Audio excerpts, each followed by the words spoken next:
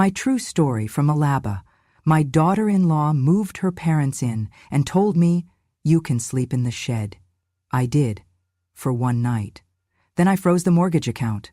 "Be a damn burden somewhere else," she snapped, her voice cutting through the clink of forks and plates like a blade.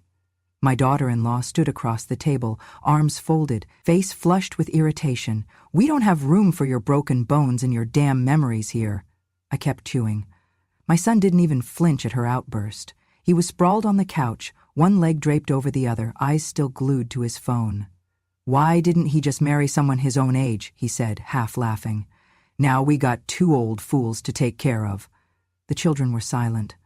I don't know if they even understood the cruelty in the room. They were too busy swiping through TikTok videos, slurping soda, the sound of my humiliation background noise to their scrolling. I sat at the dining table, my table once, before I put the deed in my son's name to help him qualify for the loan. I ate slowly, chicken thighs I'd seasoned and baked myself, dry now that the air had gone heavy. "You think we're made of money?" she added. "We pay the mortgage, the utilities, the internet. You just sit there all day. You don't cook, you don't clean, you just exist." I looked at her. My daughter-in-law, who I had once welcomed like a daughter, who I hugged on the day of her wedding, with tears in my eyes because I thought, finally, my son has someone who will love him fully. She glared back like I was an unpaid bill that kept showing up in the mailbox. "You've had your time," she said. "Now it's ours." My son set his phone down and leaned forward. "She's right, Ma. I mean, come on. You were the backbone once, we know that. But now, you're just extra. And if you want your own room, your own space, then maybe start contributing. Or, learn how to disappear like a decent person." I felt something inside me go still. It wasn't new. Not exactly. This tension had been building for months. Ever since they moved her parents in, I had been edged farther and farther into the shadows of this house. My house. The one I scrubbed tile by tile after my husband died. The one I painted 3 times to keep the walls from looking as tired as I felt. And now I was told to vanish. She pushed her plate forward with a sigh. "The shed's clean. You can take your things out there tonight. We put a cot in there. Be grateful." My fork hovered halfway to my mouth. I finished chewing. I swallowed. And then I said calmly, "I understand." The words hung in the air like frost. I looked around the table. My son, who used to run to me with scraped knees and math homework. His wife, who used to call me Mama M and ask for my banana bread recipe. The children, who barely looked up anymore. I chewed the last bite of my dinner slowly, deliberately. I stood up, took my plate to the sink, rinsed it under cold water. I walked to my room. No, not mine anymore. The guest room. The room they said was better suited for someone my age. I packed a small bag, just the essentials. Then I walked out to the shed. The cot sagged. The window was cracked. There was a bulb overhead that flickered, and a faint smell of mildew clung to the walls. I sat on the cot and looked at my hands. Wrinkled, dry, still steady. I did not cry. I pulled the old banker's box from beneath the cot. The one they forgot I'd stored there when they cleaned out my closet. Inside. Tax documents, mortgage statements, and the original loan agreement, signed by me, still holding partial ownership of the house. They never removed me. They just assumed I was too old, too tired, too weak to remember. But I remembered everything.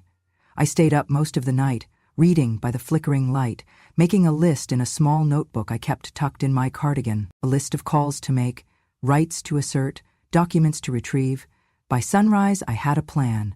Let them think I was just a burden. They were about to learn how heavy I could truly be. The first night in the shed was colder than I expected. They had tossed an old blanket over the cot, the kind you find balled up in the back of a closet during spring cleaning. The fabric scratched my skin and did little to stop the night air that crept in through the cracked window and under the door. I kept my coat on and curled my legs in tight, trying to find warmth in a space that had never known comfort. Outside, the motion sensor light kept flicking on and off.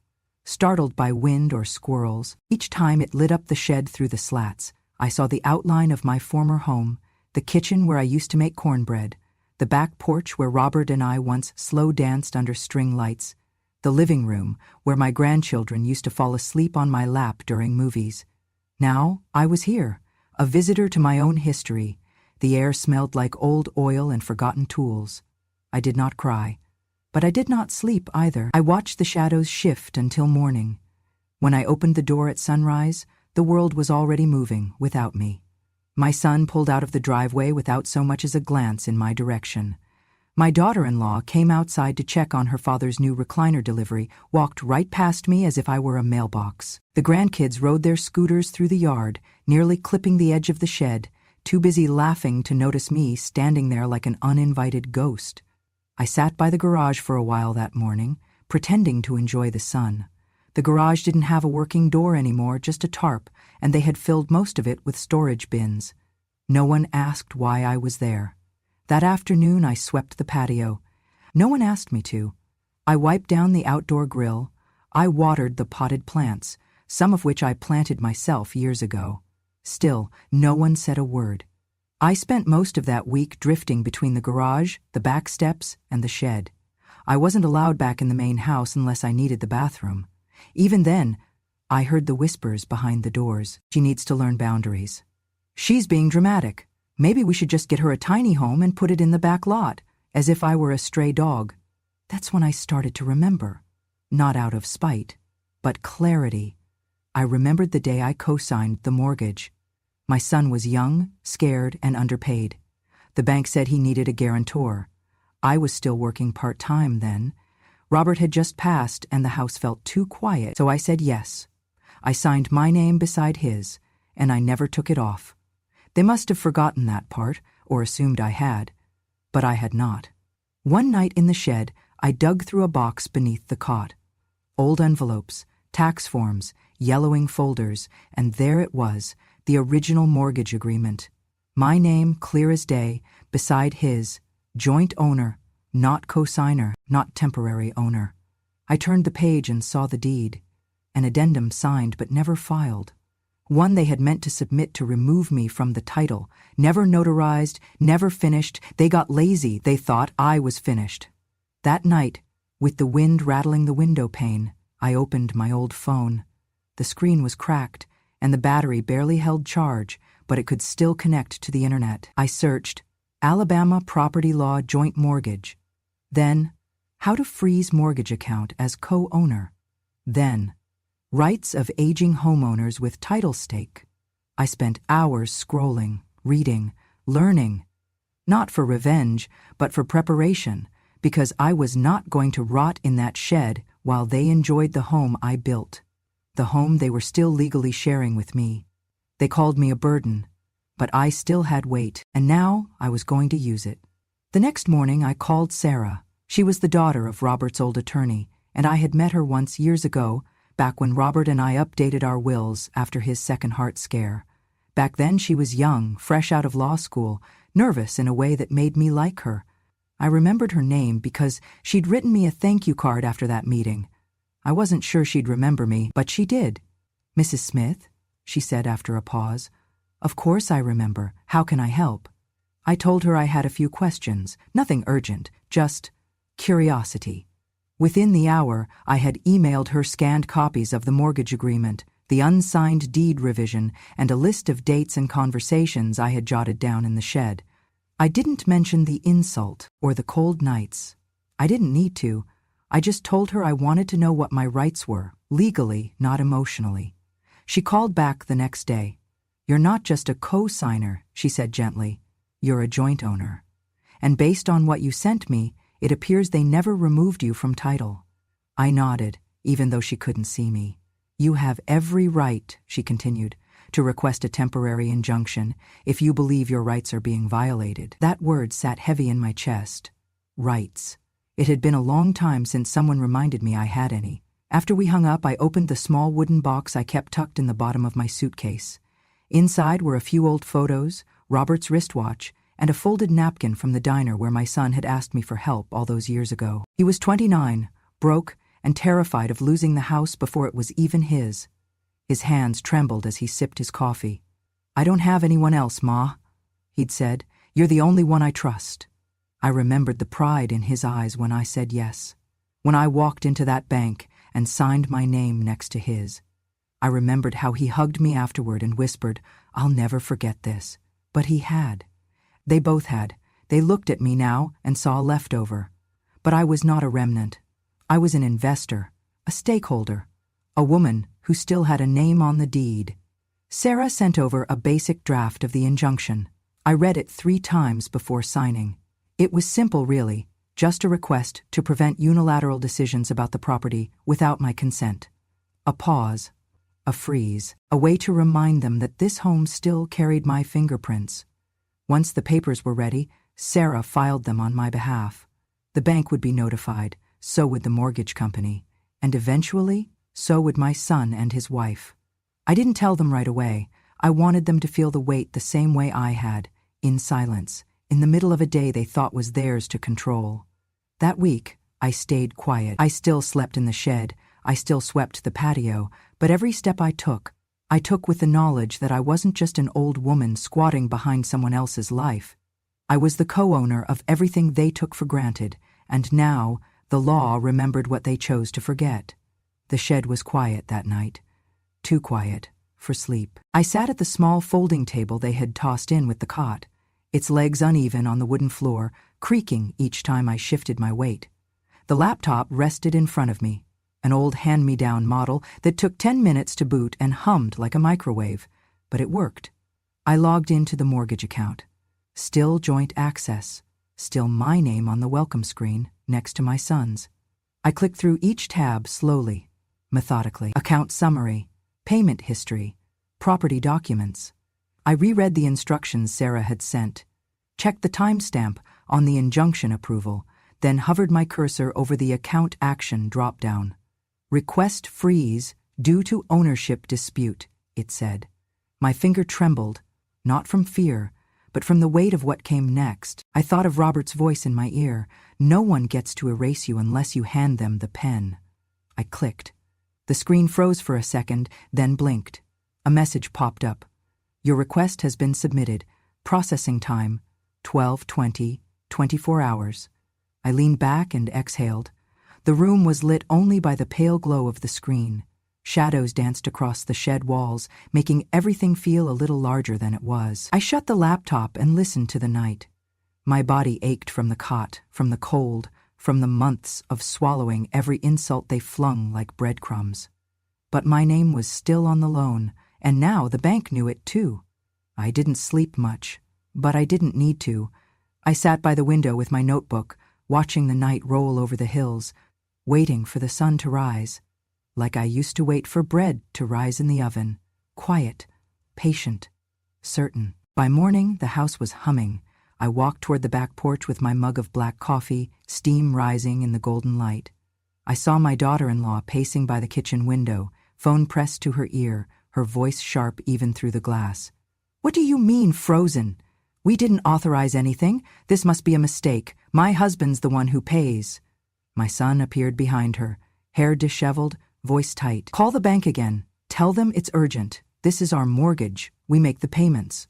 I took a sip of my coffee and sat on the patio bench. They burst out the back door 10 minutes later. She saw me first.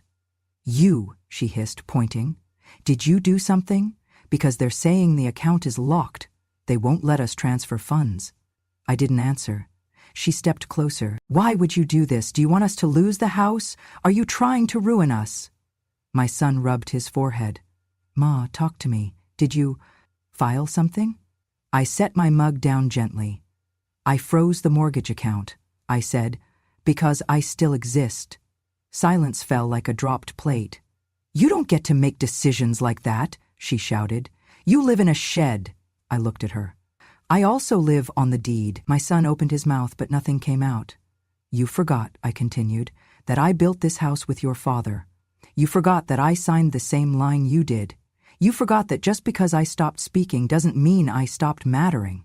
She looked at him, eyes wide, desperate. "You said she wasn't on the title anymore." "She was supposed to be," he muttered. I stood up, brushed off my skirt, and walked past them toward the garden. The sun was warm on my face. The shed was still behind me. The house was still full of noise. But for the first time in a long while, I wasn't the one being erased. I was the one drawing the line. They spent the next 48 hours scrambling. I watched from the garden bench as my son stormed back and forth through the yard, barking into his phone. I could hear every third word: escrow, unfreezing, mistake, emergency. My daughter-in-law hovered near the porch, tapping furiously at her iPad, lips tight, jaw clenched. She looked like someone watching their vacation home burn, only this time the flames weren't visible, just legal. On the third day, they called their own lawyer. He arrived in a silver car that cost more than my first house, wearing a suit too polished for a dirt driveway. They huddled inside for hours. I sat under the magnolia tree with a cup of tea, humming to myself and trimming deadheads from the petunias. When the screen door slammed and she marched toward me, I knew the storm had landed. "You had no right," she hissed. "Our attorney says this is a gross abuse of legal process." I looked up from my tea. She jabbed a finger in the air. "We're filing to reverse the injunction immediately, and if you don't lift it yourself, you'll be hearing from a judge. You think you're clever? You think this is funny?" I stirred my tea. She turned to my son, who had followed behind her, looking pale. "Say something to her." He swallowed hard. "Ma, you're making things worse than they have to be. The bank flagged the account. We can't get the refinance through. Our credit score is already down 30 points. I set the spoon down gently. "Would you like to see the documents?" I asked. They stared. I rose and walked back to the shed, returned with a plastic accordion file, faded pink. I laid it on the patio table, unfolded it slowly. First came the mortgage deed with both our names. Then the email thread with Sarah, outlining my legal position. Then the stamped copy of the injunction order, temporary but enforceable. And finally, the screenshot of the mortgage portal, showing my login credentials and the freeze status, marked in red, "Joint Owner Action Dispute Filed." Their lawyer arrived just as my son was flipping through the papers. "Mrs. Smith," he said, adjusting his tie, "surely there's a more amicable path we can pursue. This is adversarial." "No," I said softly, "this is protective." My daughter-in-law clenched her fists. "So you're just going to ruin us out of spite?" I folded my hands. "No, out of self-respect." The lawyer stepped back. My son stared at the table. He didn't speak again. Later that evening, I received 3 emails from the mortgage company, 2 from the bank, and 1 certified letter from the court, acknowledging that all documents were in order. The freeze would remain until the issue of co-ownership was legally resolved. I poured myself another cup of tea, sat by the window in the shed, and watched the sun slip behind the roofline of the house I still partly owned. They could scream, call lawyers, threaten all they wanted, but now they knew. I was not just a burden. I was a barrier they could not bulldoze. We didn't speak for 3 days. The shed had grown quiet again, not with sorrow this time, but with a kind of calm before resolution. I made tea each morning, clipped herbs from the planters by the fence, and watched them from the distance of legality. They knew now. They had no choice. On the 4th morning, they came to me, together. My son held a folder in one hand, his wedding ring catching the light.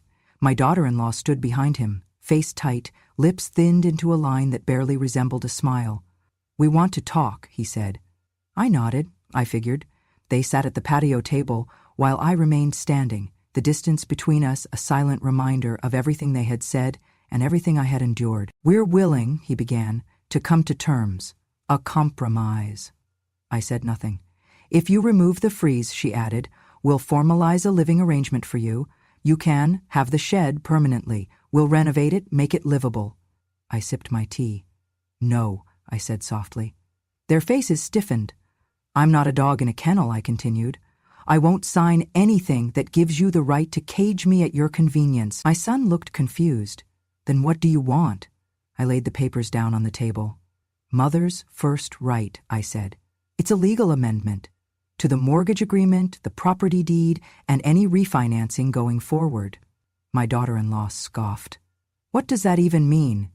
"It means," I said, "that I am guaranteed residence in this home for the remainder of my life unless I choose otherwise. It means any major decision, sale, refinance, structural change, must come through me first, not after, not in secret, first." She stared at the document. And this, I added, unfolding another page, is a statement of damages. Emotional, financial, physical. I won't sue, I won't go public, but you will sign this acknowledgement and pay me a modest settlement.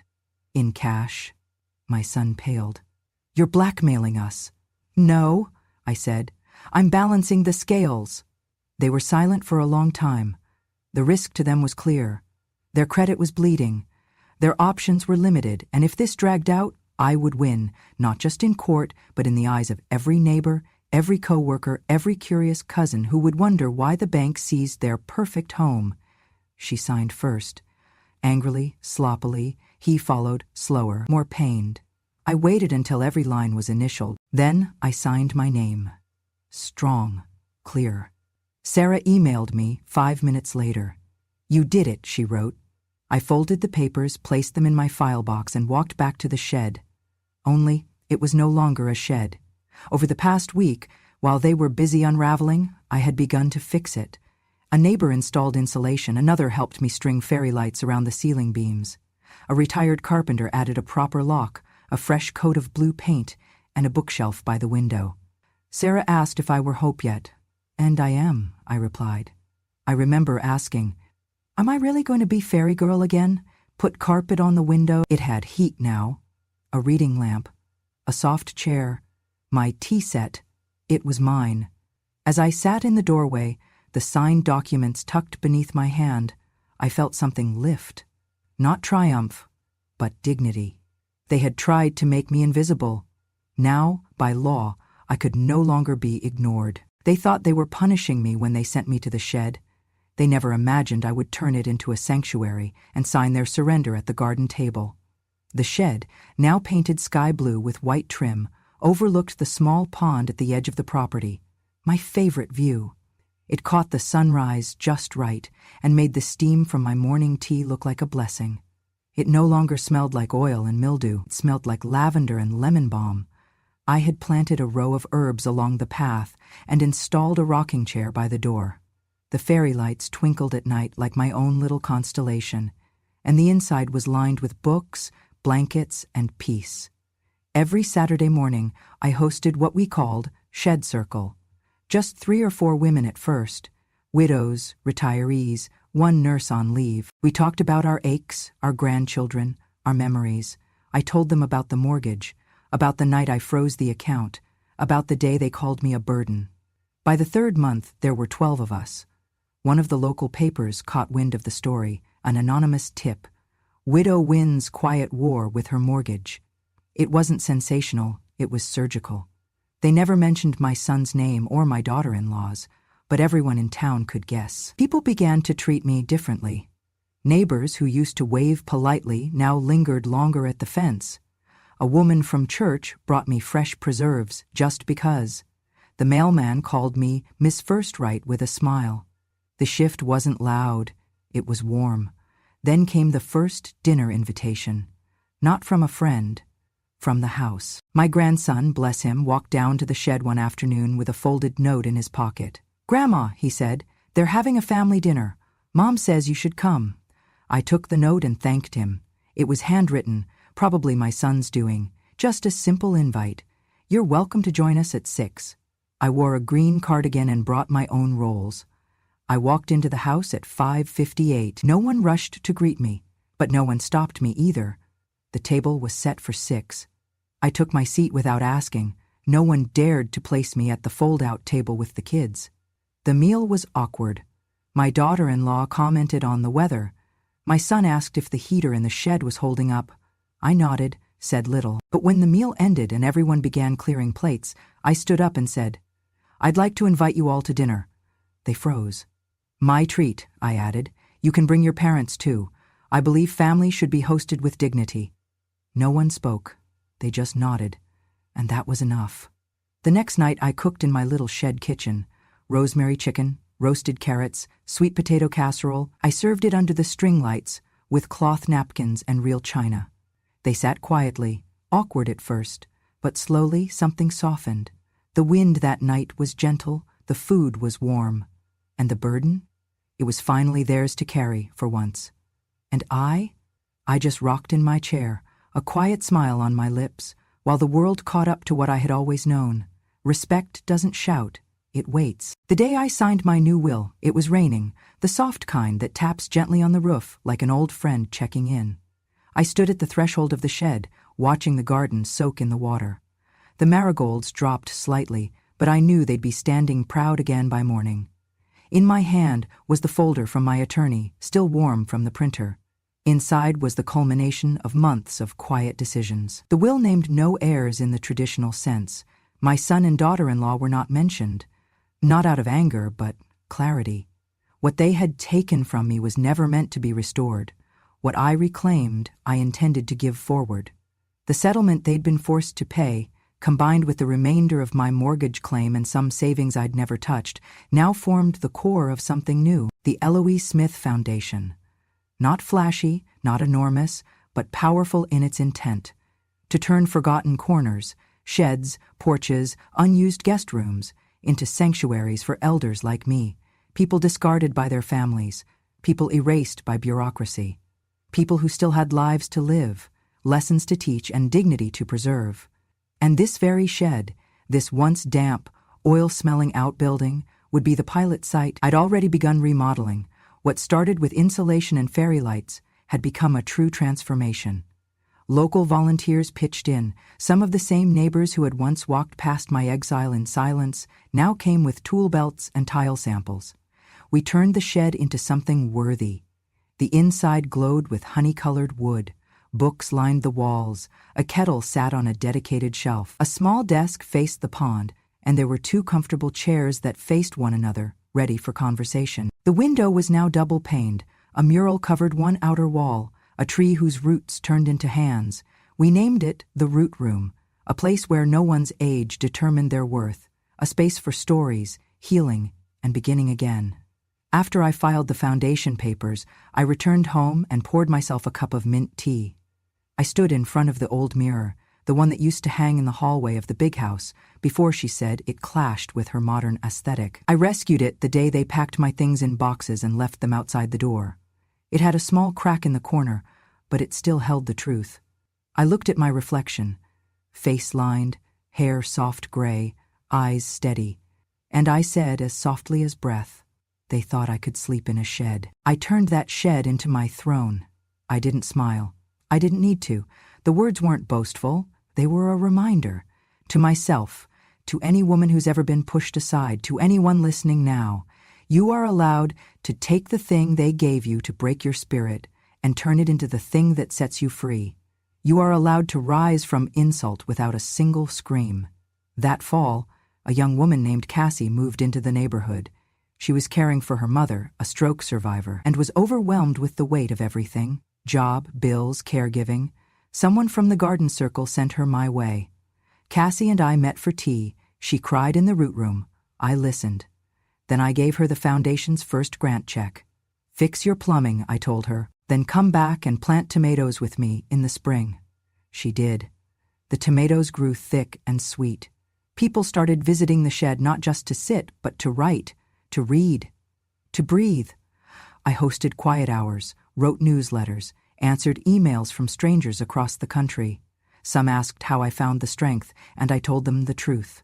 It wasn't strength. It was memory. I remembered who I was before they tried to convince me otherwise. I remembered the kitchen I'd built, the nights I held babies on my chest, the check I wrote to save the house from foreclosure 15 years ago, and I remembered signing that mortgage document with hope in my heart. Hope that came back to save me when they thought I'd forgotten everything. There is power in paperwork, yes, but there is more power in remembering your own name when they stop using it. The last entry in my journal for that year reads, "I am not a cautionary tale. I am a blueprint, and blueprints are how you rebuild." As the foundation grew, the press called again. This time I said yes. They filmed a short piece, simple, nothing fancy. I wore my green cardigan and sat on the porch of the shed. They asked me what I'd say to someone who'd just been handed the keys to a back shed and told to go live there. I looked into the camera, and I said, "Take the key, open the door, then change the locks, make it yours, and when you're ready, invite others in." That clip spread faster than I imagined. Soon after, a woman from Mississippi reached out, then one from Vermont, a man in Arizona who'd been told by his daughter to just be grateful for the couch. They wrote letters, sent photos, and the Root Room became more than just a room. It became a movement, not loud, but undeniable. I never intended to become a symbol.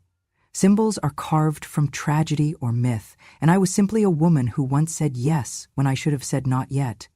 I had a house, a son, a few forgotten dreams, and a shed they thought could hold me. But when you plant your dignity in the dark, when you water it with silence and name it truth, it grows. It was supposed to end with the shed, but it didn't. A month after the local news piece aired, I received a letter from a city councilwoman. She had watched the segment twice and wanted to meet. "I believe what you've created has the potential to change things," she wrote. "Would you be open to a conversation?" I made sweet tea and lemon bread. She came alone, without staff or camera crews, and sat across from me on the porch of what we now called the Root Room. She didn't talk politics. She didn't make promises. She just asked questions. What would it take to replicate this? Could we scale it? How many elders are silently sleeping in sheds that look just like this one? I didn't have numbers, but I had names. I told her about Frances, who slept in a camper behind her daughter's house in Mississippi and washed her clothes with a garden hose. About Gerald in New Mexico, who shared a bunk bed with his grandson while his son drove a Tesla. About Linda, whose daughter posted videos of her silly old mom for likes while refusing to let her back into the kitchen. I told her that what I'd done wasn't unique, it was just documented. Most women like me fade in corners. We don't make noise. We don't threaten lawsuits. We fold napkins, swallow insults, and shrink until the space they give us is enough. Unless we remember that we built the table. She asked what I wanted next. I looked at her and said, "More chairs." By spring, we had them. The Root Room became the blueprint for a small but growing network of satellite sheds, each one different, each one sacred. Some were in backyards. Some were tiny homes. Some were remodeled porches with bookcases and electric kettles. But each one bore the name of someone who once refused to disappear. Each one started with a woman who remembered her worth. One of them wrote me a letter. They gave me a closet and called it compassion. Now I have a room with a lock, a lamp, and a nameplate. I'm 68. I finally feel like I've come home. I cried when I read that one, not because it was sad, but because it was victory wrapped in a single paragraph. We held the first throne circle that fall. 15 women from across 5 states gathered at the Root Room. We shared meals, traded stories, wrote letters to our younger selves. I watched them laugh, cry, heal. I watched them pass the talking stick like it was a torch. One night, we sat under the stars, blankets on our laps, cider in hand, and someone asked me. I hadn't thought about it that way. I stared at the flames in the fire pit for a long moment. I might have faded, I said. That silence I once thought was safety, it would have become erasure. The truth is, the signature they needed to borrow from me became the very thing that saved me, not because it was legal, but because it was remembered. That's what no one tells you about aging. It's not your knees that betray you first. It's the world's memory of who you used to be. But I remembered. And in remembering, I wrote myself back into the story. Now, women like me write too. Every throne room keeps a journal, a shared one. Visitors write entries, notes, poems, even prayers. Some are funny, some are full of rage, some are nothing but a single sentence. Today, I was not invisible.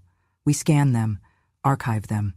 I read them aloud in our circles. Someday I'll publish them all. I've also started mentoring. Young women come now, granddaughters, volunteers, social workers. They sit with me and ask what to look for in contracts, how to protect their mothers, how to protect themselves. And I tell them, sign wisely, speak early, document everything. Do not confuse silence with safety, and above all, if they ever tell you to sleep in the shed, make it a throne. I still rock in my chair every morning. Still drink my tea just the way Robert liked it, strong, no sugar. Still keep a soft cardigan draped on the hook by the door. But I no longer sit alone.